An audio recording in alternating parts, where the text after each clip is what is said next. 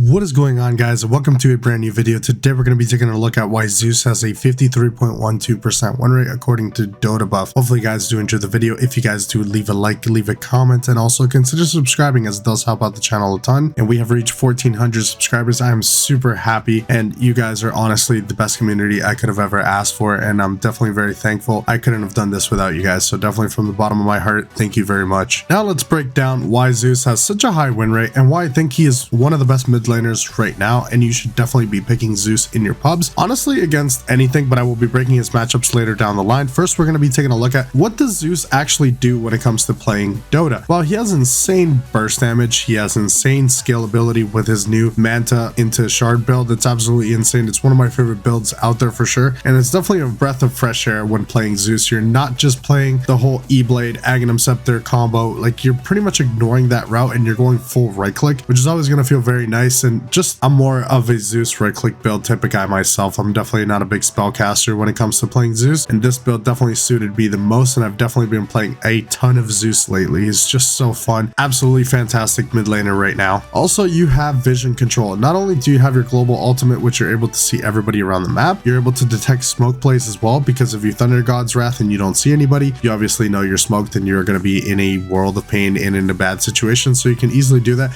You can also scout for wards, which is absolutely fantastic because you don't need sentries on this hero. You're going to be picking up so much gold around the map. You're also going to be helping your team out because you can easily go in with a Thunderbolt and make sure that there's no vision, so you don't always have to require a sentry. You don't require dust either. So when you're playing up against invis heroes, it's definitely very nice to have a Zeus, and it's going to be their biggest nightmare to be playing up against the Zeus because they're going to have to buy BKB, and they're also not going to be invis for much longer. Even though Lightning Bolt has a pretty decent cooldown, you can still spam it enough to the point where you're going to be able to see that invis hero like Weaver, Ricky, and such. You're going to be doing a very good job against those heroes, and you definitely don't really care a whole lot about them. Now we're going to be taking a look at the most practical build Zeus right now, and what I think is the best build. So first you go for a bottle, then you can go for a null talisman. That's definitely up to you. I definitely try and skip it unless I really need it, but other than that, I'd rather not take it. And then I just rush mana boots into phylactery. After the phylactery, you can do one of two things. Either you get yourself your shard, that way you can actually farm quite quickly, or you get yourself a manta. If you feel like you need to fight a lot, then get yourself the manta. If you feel like you have the room, the space, and the time to actually farm the jungle, then get your shard first and then go for the manta, or vice versa. It definitely depends on the game, but more often than not, I'm going to be getting that shard first, just so I'm able to farm a lot faster without burning my entire mana pool, just with farming a few jungle camps. Because even though you have the bottle and you have the mana boots, it's still not enough to sustain the amount of arc lightnings that are required to take a pretty big stack or a full jungle. You definitely need to keep that in mind. You're always going to need clarities here and there, so make sure you have those. And if you're going to get benefits from items like drain drops, then you should definitely pick those up, as the mana regen is always going to be quite nice. Then you're going to be going for moon shard. You can either go for a hurricane pike or an AC, and then eventually you can get Aghanim Scepter refresher and items of that nature. You can even get a desolator. You could get a monkey king bar. Like when you're going to be playing right click Zeus, it can feel very nice to be able to go for a bunch of different items and have that versatility on the hero. You can go full hybrid damage where you're going to be going for an AC and a monkey king bar, or even a Daedalus, and as well you're going to have your shards, so your illusions are going to be doing a ton of damage. You're already going to have a moon shard. This is obviously for the ultra late game. This is for like 50 minutes plus, when you have a ton of farm and you're able to have that hybrid damage, which honestly is the best for the late game, because if they have BKBs, you're not going to be doing a whole lot. But if you have hybrid damage, once those BKBs are down and that pipe is down,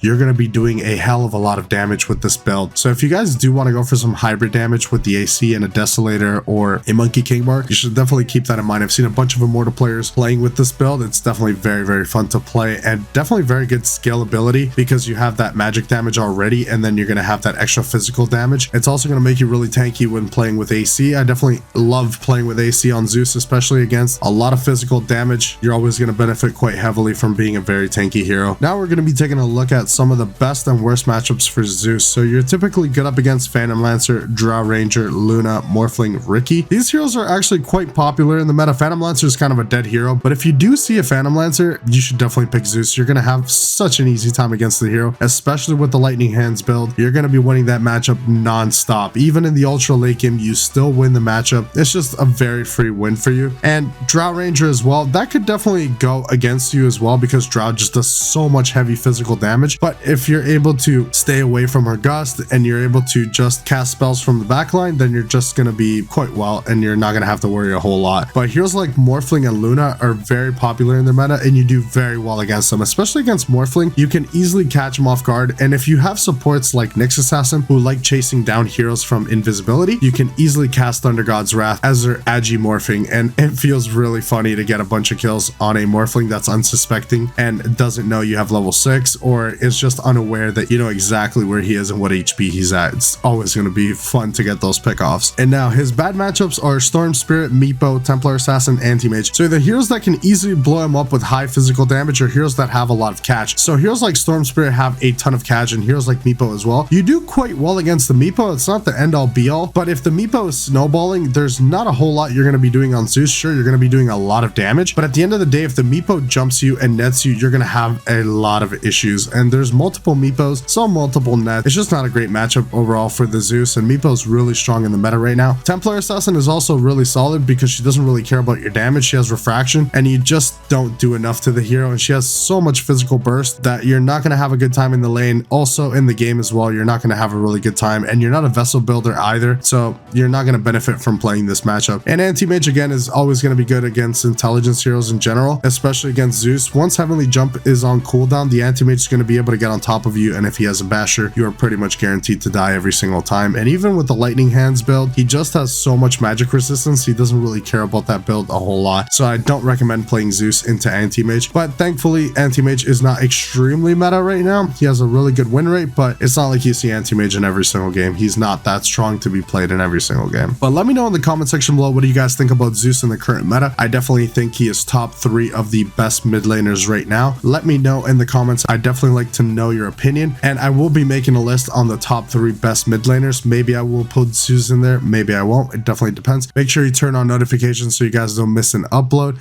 I hope you guys are enjoying the content. I will see you guys in the next one. Thank you so much for watching.